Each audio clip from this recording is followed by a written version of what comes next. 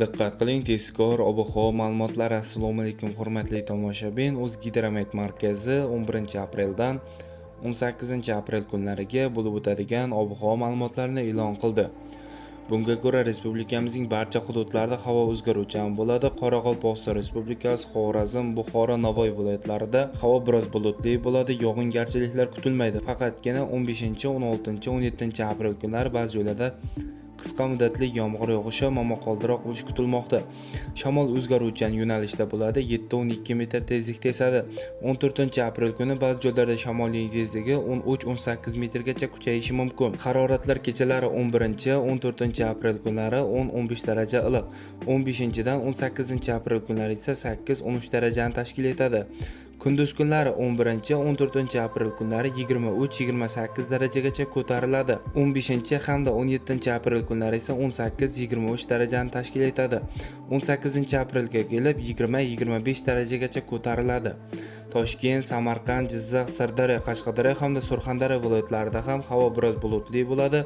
11, 12, 16 hamda 17-aprel kunlari ba'zi joylarda qisqa muddatli yomg'ir yog'ishi kutilmoqda.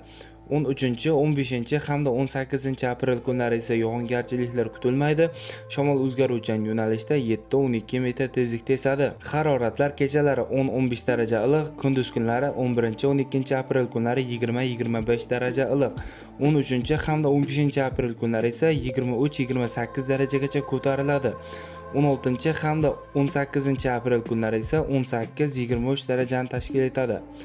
Respublikamizning vodiy hududlarida, ya'ni Andijon, Farg'ona, Namangan viloyatlarida ham havo o'zgaruvchan bo'ladi.